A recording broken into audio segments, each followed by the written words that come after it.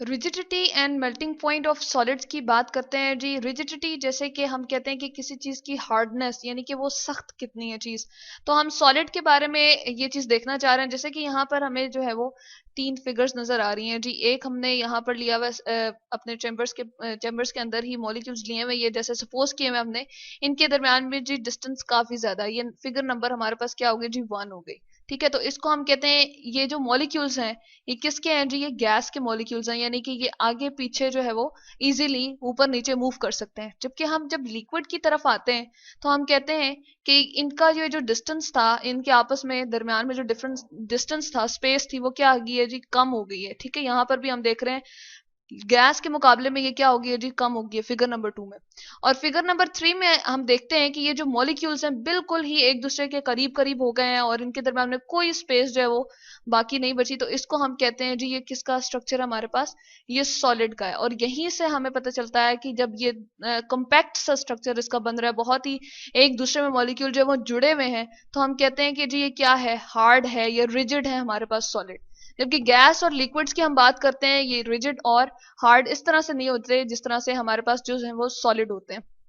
इसके लिए हम एग्जांपल ले सकते हैं, जैसे हम अगर चीनी को देखें या हम नमक को देखें, तो उसका बड़ा ही एक स्पेसिफिक सा स्ट्रक्चर होता है जो कि यहाँ पर नजर आ रहा है हमें।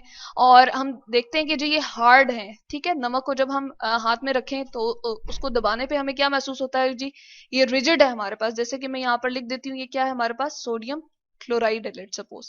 और इसी तरह से अगर हम कुछ और सॉलिड ले लें, जैसे हम लोहा ले लें, या इसी तरह से अगर हम किसी कॉपर को ले लें, ठीक है, लोहे की चले हम एग्जांपल ले लेते हैं, कोई हम उसका सॉलिड सा पार्ट ले लें, एक मोटा सा पार्ट ले लें, और उसके ऊपर थोड़ी सी क्या करें जी, प्रेशर लगाएं, तो वो क्या होती है, एकदम से अपनी हालत को तब्दील नहीं करती। क्यों जी, वो हमारे पास क्या होते हैं, बहुत हार्ड होते हैं, या हम कहते हैं रिजिड होते हैं। एक दूसरे में मॉलिक्यूल जो है धसे हुए होते हैं, जुड़े हुए होते हैं, उनके दरम्यान में कोई स्पेस नहीं होती जिसमें वो मूव कर सके। तो इसलिए हम कहते हैं वो इजीली अपनी शेप को भी चेंज बहुत आसानी से नहीं करते, बल्कि बहुत देर बाद जो है वो अपनी शेप को चेंज करेंगे।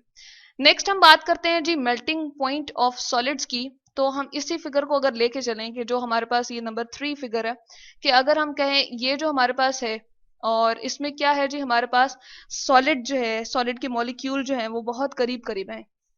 अगर हम NaCl की बात करें तो हम क्या करते हैं जी, लेट सपोज हमने यहाँ पर ले लिया और उसके बाद हमने इसको हीट अप्लाई की। ठीक है, हम इसको टेम्परेचर प्रोवाइड करते हैं, इसको हीट करना स्टार्ट करते हैं। अब जो सॉलिड के हमारे पास मॉलिक्यूल्स होते हैं या एटम्स इसमें मौजूद है जी, वो क्या करते हैं, हमारे पास उनके दरमियान में खास कोई इतनी खास मोशन होती नहीं है, मूवमेंट की इतनी ज्यादा एनर्जी होती नहीं है। यहाँ पर हम लिख सकते हैं इसके अंदर जो है वो लेस काइनेटिक एनर्जी होती है, हरकत की जो कुवत है इनके अंदर बहुत कम होती है जी। ये सिर्फ आगे या पीछे ही मूव कर सकते हैं, जो इनकी हरकत की कुवत है क्योंकि वो इनमें बहुत कम है, इसलिए सिर्फ आगे या पीछे थोड़ा सा इनके अंदर मूवमेंट होती है।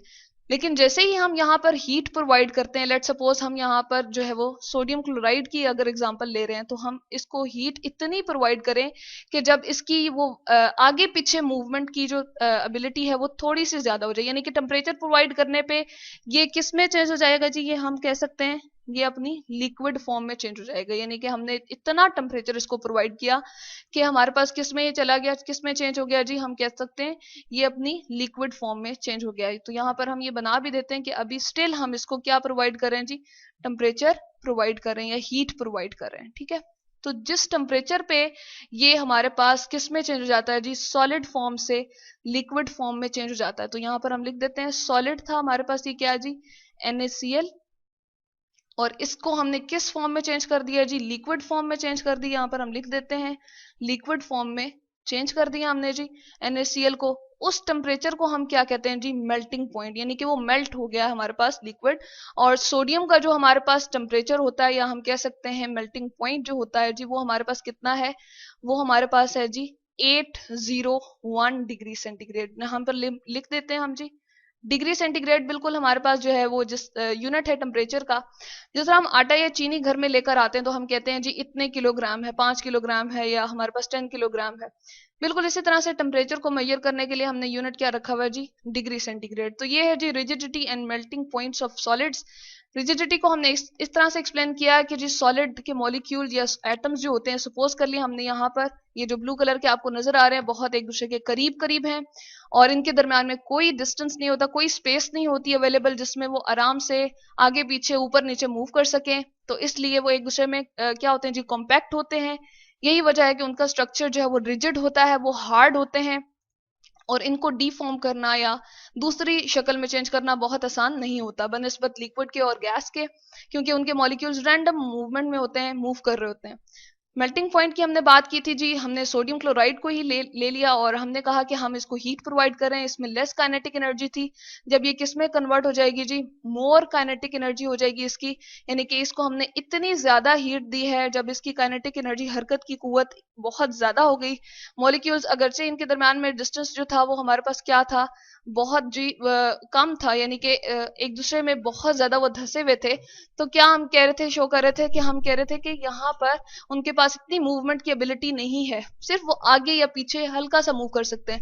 लेकिन अगर वो बहुत ज्यादा काइनेटिक एनर्जी हो जाए, जिस टेम्परेचर पे काइनेटिक एनर्जी बढ़ जाए और वो लिक्विड स्टेट में चेंज हो जाए NaCl, उसको हम कहते हैं जी उसका मेल्टिंग पॉइंट है। और ये सोडियम क्लोराइड का जो है वो 801 डिग्री सेंटीग्रेड है। तो इसको हम कहते हैं जी rigidity and melting points of solids.